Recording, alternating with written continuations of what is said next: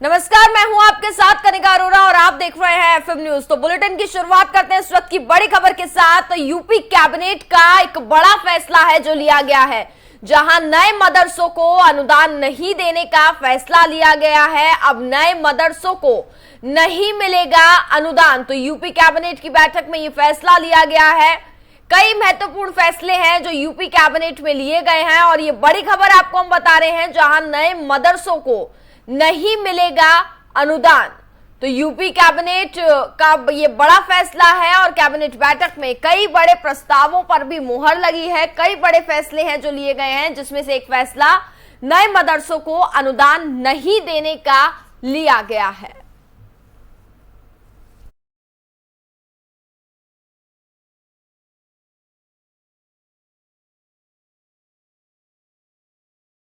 तो खबरों में आगे बढ़ते हैं। वाराणसी कोर्ट में होगी ज्ञानवापी मामले में सुनवाई। दीवारें गिराकर सर्वे कराने की मांग पर होगी सुनवाई।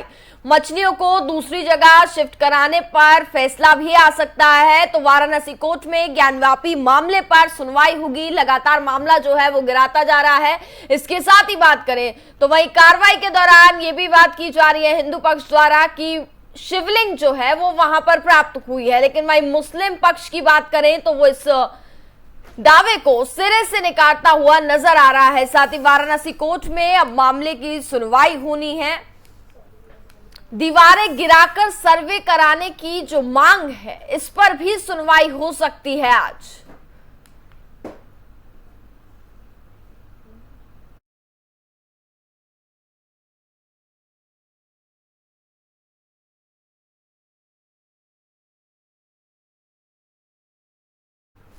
सपा नेता आजम खां की मुश्किलें कम होने का नाम नहीं ले रही हैं। पिछले 27 महीने से आजम सीतापुर जेल में बंद है और वीडियो कॉन्फ्रेंस द्वारा रामपुर की अदालत में उनकी पेशी भी चल रही है, लेकिन इस बार रामपुर की एमपी एमएलए कोर्ट ने उन्हें व्यक्तिगत रूप से तलब किया है।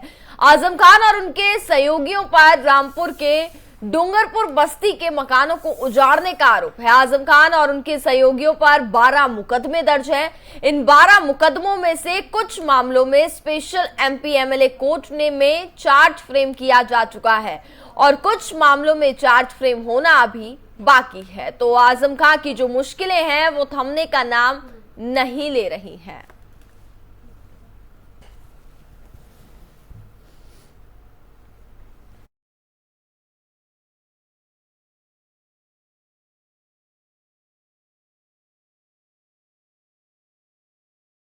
MP MLA court session court Rampur में मोहम्मद आजम खान और उनके साथ अन्य सहअभियुक्तगण के विरुद्ध थानागंज से संबंधित लगभग 12 प्रकरण चल रहे हैं, जिनमें से 2 मामलों में 13/5 को सुनवाई हुई और अगली तारीख चार्ज फ्रेमिंग के लिए नियत की गई है। ये मुकदमे हैं 507/2019 और 513/2019 थानागंज के। मोहम्मद आजम खान और उनके लोगों के खिलाफ वादी मुकदमा द्वारा एलिगेशन लगाए गए हैं कि एक पर्टिकुलर डेट और टाइम पर मोहम्मद आजम खान के इशारे पर उनके लोग वहां पहुंचे, वादीगण के साथ मारपीट की, गाली गलौज की, उन्हें घरों से बेदखल कर दिया और उनका जो दैनिक इस्तेमाल का सामान था वो लूटपाट कर वहां से निकाल लिया गया, डैमेज कर दिया गया और उनके घरों पर बुलडोज़र चला दिए गए। बाद में उस जगहों पर काशीराम आवास बना दिए गए। चूँकि वो लोग उनके विरोधी दल से संबंधित थे। इन सब के संबंध में लगभग 12 एफआईआर थानागंज में पंजीकृत हुई हैं। इनमें कुछ एक में चार्ज फ्रेम हो गए हैं और कुछ एक में चार्ज फ्रेम होना बाकी है। माननीय न्यायाधीश एमपी एमएलए कोर्ट रामपुर ने उन्हें व्यक्तिगत रूप से तलब किया है। 24/5 में वो व्यक्तिगत रूप से चार्ज फ्रेमिंग के वक्त उपस्थित रहेंगे। अगली कार्यवाही 24/5 में। खबर पर हमारे साथ ज्यादा बातचीत करने के लिए हमारे संवाददाता नितिन जुड़ गए हैं और नितिन से जानेंगे। नितिन, आजम खान की जो मुश्किलें हैं वो कम होने का नाम नहीं ले रही हैं। कितनी बार अगर हम बात करें तो इनके मामले पर सुनवाई होती है, लेकिन हर बार जो जमानत याचिका है वो खारिज कर दी जाती है। वह उनके परिवार के लिए मुश्किलें बढ़ी हुई हैं। जहां एक तरफ उनको एक बेल मिलती है, दूसरे फिर कहीं ना कहीं केस दर्ज हो जाता है। कहीं 420 का रामपुर में मुकदमा दर्ज हुआ। उसके बाद एसआईटी ने केस दायर किया था, क्योंकि जो 1300 जल विभाग में भर्ती को लेकर घोटाला हुआ था, उस पर कहीं ना कहीं तलब किया गया था। तो उनमें कहीं ना कहीं उनको बेल मिलना मुश्किल हो रही थी। कल इसी कड़ी में सुनवाई हुई थी सुप्रीम कोर्ट में, और ये कहा जा रहा था सुप्रीम कोर्ट में ये भी कहा गया था कि राज्य सरकार को कि लगातार उनके पास एक के बाद एक दूसरा केस हो रहा है, आखिर क्यों हो रहा है, इस पर जांच करी जाए।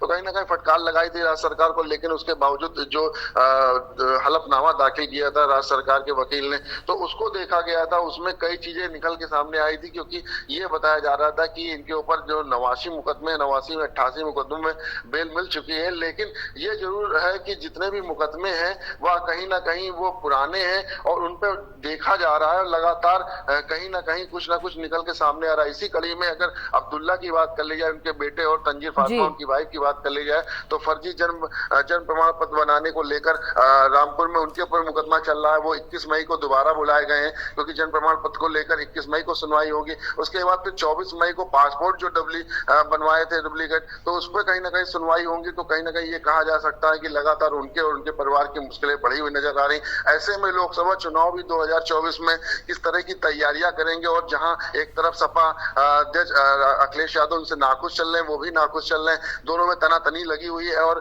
जहां एक तरफ अखिलेश यादव ये कह भी रहे हैं कि आजम खान जल्दी ही बाहर आ जाएंगे, लेकिन सबसे बड़ी बात ये है कि सीतापुर में 28 महीने से वो बंद है, उनसे मिलने के लिए वो नहीं गए। उनके अलावा एक प्रतिनिधिमंडल गया था, जिससे उन्होंने आजम खान ने मुलाकात नहीं करी थी सपा के। तो ये जरूर साफ तौर पर कहा जा सकता है कि सपा से वह काफी नाराज चल रहे हैं। लेकिन वहीं उनके चाचा शिवपाल यादव से लगातार उनकी मीटिंग हो रही है, मुलाकातें हुई हैं, और ये कहा जा रहा है एक छोटा दल बनाया जा सकता है लोकसभा चुनाव के लिए। ओम राजभर, शिवपाल यादव और प्रमोद कृष्णन भी मिलने गए थे कांग्रेस से। तो और उसके ऐसे ये चल रही थी, बसपा के सतीश मिश्रा भी मिलने जाएंगे, होल्डिंग पोस्टर भी लग रहे थे जगह जगह। लेकिन सबसे अहम बात ये है कि आजम खान कब सीतापुर जेल से बाहर रिहा हो पाते हैं, क्योंकि जिस तरह से उनके ऊपर मुकदमों की झड़ी लगी हुई है, उनमें कैसे उनको राहत मिल पाती है, ये सबसे बड़ा सवालिया निशान है। जी हाँ बिल्कुल नितिन, फिलहाल बहुत बहुत शुक्रिया आपका तमाम जानकारी के लिए।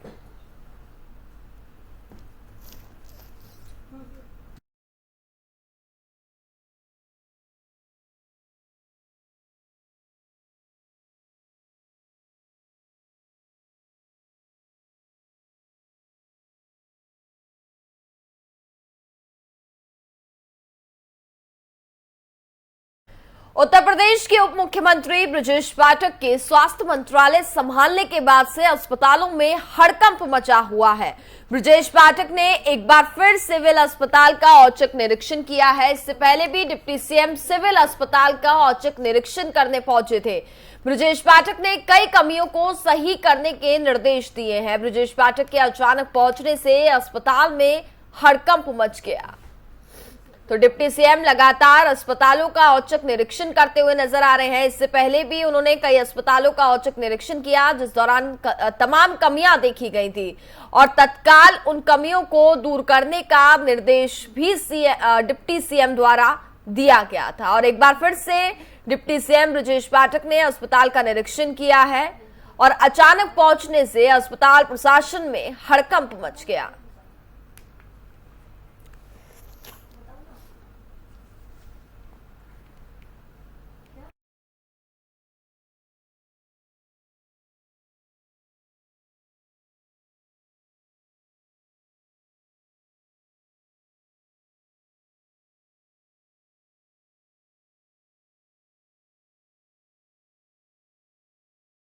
खबरों में आगे बढ़ते हैं। आपको बता दें, यमुना एक्सप्रेसवे पर भीषण सड़क हादसा हुआ और इस हादसे में 3 लोगों की मौत हो गई है। फिलहाल 31 लोग घायल भी बताए जा रहे हैं।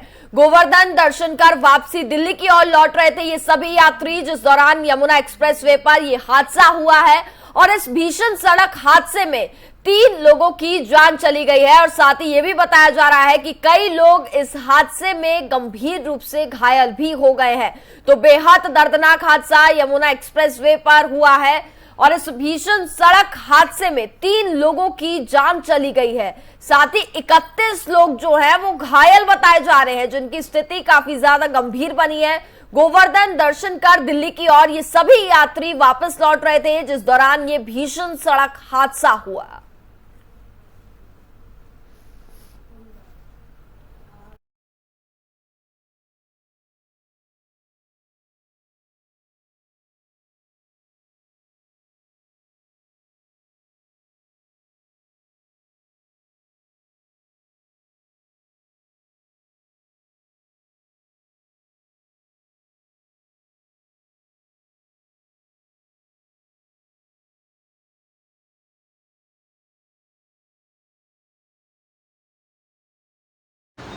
रात्रि लगभग 11 बजे थाना नवझील क्षेत्रांतर्गत यमुना एक्सप्रेस हाईवे पर माइलस्टोन 66 के निकट एक बस संख्या यूपी 1780-1785 जो कि गोवर्धन मथुरा से दिल्ली की ओर जा रही थी, एक ट्रक से टकराकर दुर्घटनाग्रस्त हो गई, जिसके फलस्वरूप 34 लोग घायल हो गए, जिनमें से 3 लोगों की मृत्यु हो गई है।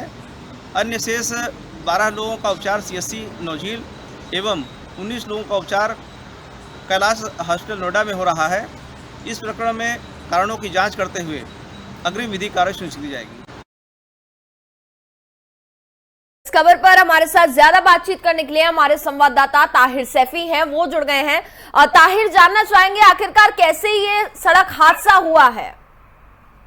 देखिए बिल्कुल कनिका, आपको बता दूं कि यमुना एक्सप्रेसवे कहें या फिर मौत के एक्सप्रेसवे पर लगातार सड़क हादसा में लोगों की जान जा रही है। ताजा मामला मथुरा के नौजील थाना क्षेत्र के माइलस्टोन 66 का है, जहां पर तेज रफ्तार बस जो है ट्रक से टक्कर हो जाती है। बस में सवार होकर सभी जो श्रद्धालु हैं वो जो है दिल्ली के लिए जा रहे थे, लेकिन जैसे ही माइलस्टोन 66 के पास जो है इनकी तेज रफ्तार बस पहुंचती है, अचानक से बस के जो ड्राइवर था उसको जो है झपकी आ जाती है, जिसके चलते दर्दनाक ये सड़क हादसा हो जाता है। टक्कर इतनी जबरदस्त थी कि बस के जो है पूरी तरीके से परखच्चे उड़ जाते हैं और लगभग बस में 60 से 65 लोग सवार थे, जिनमें 34 लोग गंभीर रूप से घायल हो जाते हैं और 3 लोगों की दर्दनाक मौत हो जाती है। पुलिस के आला अधिकारियों को सूचना मिलती है। सूचना मिलने के बाद पुलिस के आला अधिकारी मौके पर पहुंचते हैं और घायलों को नजदीक के अस्पताल में भर्ती कराया गया है। पुलिस के आला अधिकारियों से मेरी बात हुई है। पुलिस के आला अधिकारियों का कहना है कि अस्पताल में 31 लोगों का उपचार चल रहा है, जबकि 3 लोगों की जो है दर्दनाक मौत हो गई है।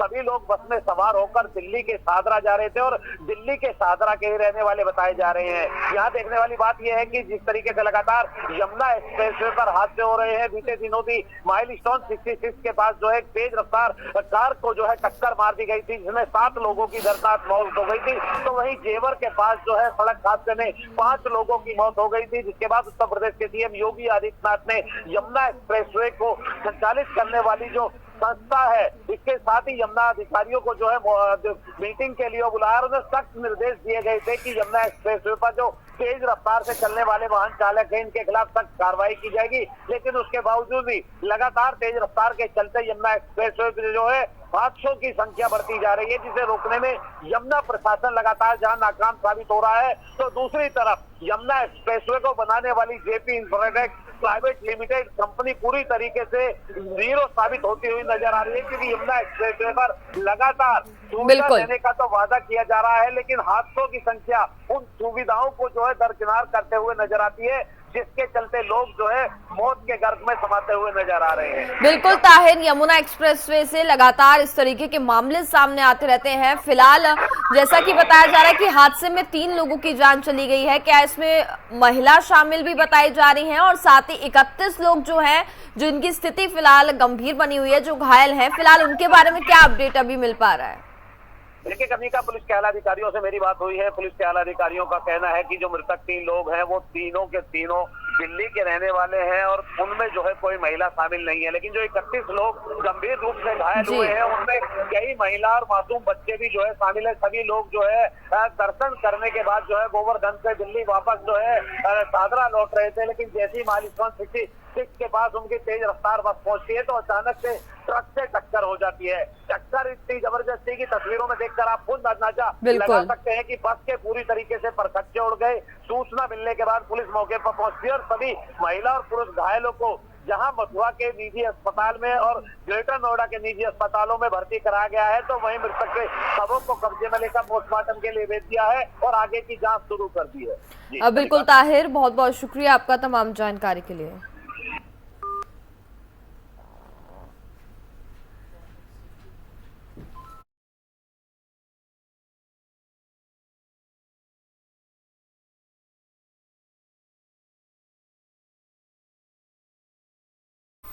खबरों में आगे बढ़ते हैं। राणा दंपत्ति की मुश्किलें एक बार फिर से बढ़ती हुई नजर आ रही है। बता दें कि राणा दंपत्ति की जमानत जो है वो रद्द हो सकती है और साथ ही रद्द हो सकती है नवनीत राणा की भी जमानत। साथ ही शर्तों का उल्लंघन करने का आरोप जो है वो भी लगाया जा रहा है। तो ये बड़ी खबर हम आपको बता रहे हैं, जहां नवनीत राणा पर जमानत रद्द होने की तलवार लटकती हुई नजर आ रही है। राणा दंपत्ति ने कोर्ट की शर्तों का उल्लंघन किया। उन्हें राणा दंपत्ति को आज मुंबई की अदालत को अपना जवाब देना होगा। जमानत मिलने से पहले कोर्ट ने शर्त रखी थी कि वो मीडिया से बातचीत नहीं करेंगी, लेकिन उन्होंने कई बार मीडिया से बातचीत की है और अब कोर्ट उनकी जमानत रद्द भी कर सकता है।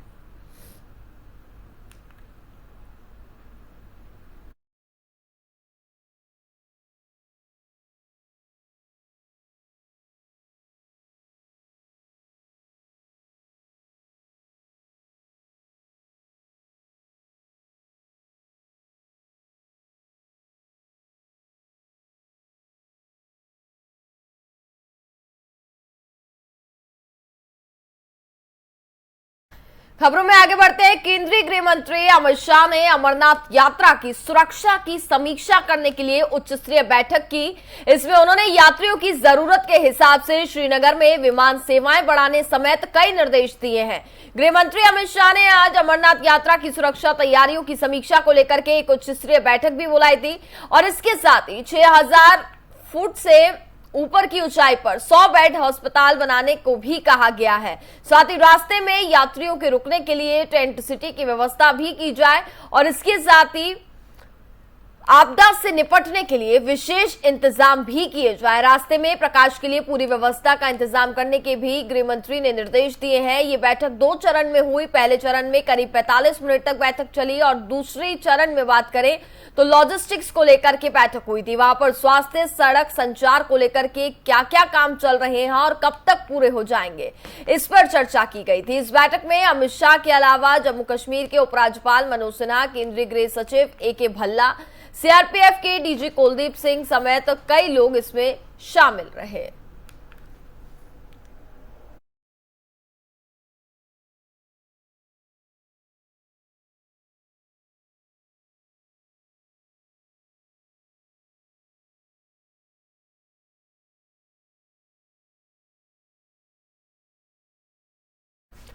अयोध्या के नाम से जाने वाली नगरी वो नगरी है जो कल भी महत्वपूर्ण थी, आज भी महत्वपूर्ण है और अब सरकार इसे भविष्य में और ज्यादा महत्वपूर्ण और वर्ल्ड क्लास बनाने की तैयारी कर रही है।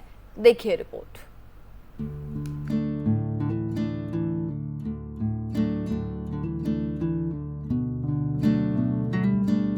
वर्ल्ड क्लास होगा सरयू के तट पर बसा अयोध्या। कुछ सालों में विदेश जैसी दिखने लगेगी रामनगरी। हाईटेक रेलवे स्टेशन, अंतरराष्ट्रीय हवाई अड्डों की होगी शुरुआत। नया अयोध्या और बाईपास बनाने का भी जारी है प्रयास। जी हां, 21वीं सदी में राजनीति का केंद्र बनी अयोध्या को अब और ज्यादा हाईटेक करने की तैयारी जोरों पर है। इसी कड़ी में अब सरकार अयोध्या में राम मंदिर के अलावा कई ऐसी चीजों को हाईटेक करने के मूड में है जिससे आने वाले सालों में अयोध्या नगरी सिर्फ अयोध्या नहीं बल्कि विदेश जैसी दिखने वाली राम नगरी बन जाएगी। दरअसल उत्तर प्रदेश सरकार ने साल भर ज्यादा से ज्यादा पर्यटकों को आकर्षित करने के लिए नए प्रोडक्ट्स को लागू किया है। इन परियोजनाओं में शामिल आकर्षणों को विश्व स्तर पर भी ले जाया जाएगा। हर प्रोजेक्ट्स और निर्माण जोरों शोरों से चल रहे हैं और जिला प्रशासन दिसंबर 2023 तक ज्यादातर परियोजनाओं को खत्म करने के लिए तेजी से काम करने में लगी हुई है। चलिए आपको 5 ऐसे विश्व स्तर के आकर्षण बताते हैं जिनके बनने के बाद ये शहर किसी विदेश से कम नहीं लगेगा। अयोध्या में रेलवे स्टेशन बनाने का काम।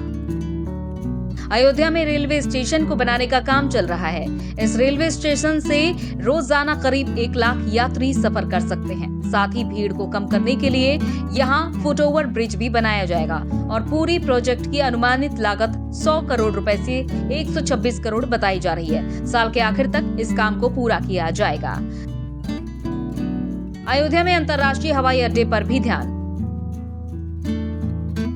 अयोध्या प्रशासन शहर के अंतर्राष्ट्रीय हवाई अड्डे पर भी ध्यान दे रहा है। ये प्रोजेक्ट भी सरकार के लिए काफी महत्वपूर्ण है। पूरी प्रक्रिया के निर्माण को 3 चरणों में पूरा किया जाएगा। नया अयोध्या शहर एक नई पहल। ये प्रोजेक्ट सरकार की टॉप प्राथमिकताओं में से एक है। उत्तर प्रदेश आवास विकास परिषद इस परियोजना को कैसे शुरू करना है, कब तक पूरा करना है जैसे प्लान बनाने में लगी है। अयोध्या महायोजना 2031 प्लान। अयोध्या विकास प्राधिकरण का इस जगह को बेहतर बनाने के लिए एक और महत्वपूर्ण प्रोजेक्ट है। इस प्लान के अनुसार ये शहर के सभी हिस्सों के विकास को देखते हुए बनाया जाएगा। इसमें नए क्षेत्र भी शामिल होंगे जो विकास प्राधिकरण के अधिकार क्षेत्र में आते हैं। अयोध्या बाईपास का निर्माण। बाईपास का निर्माण कार्य जोरों पर चल रहा है। ये 84 कोसी परिक्रमा मार्ग से आसपास के धार्मिक स्थलों को शहर से जोड़ेगा। अयोध्या विकास योजना के अनुसार बाईपास को इस मार्ग से 51 धार्मिक स्थलों को जोड़ने की प्लानिंग की जा रही है। Bureau report FM news. और इसी के साथ फिलहाल इस बुलेटिन में बस इतना ही। देखते रहिए FM न्यूज। नमस्कार।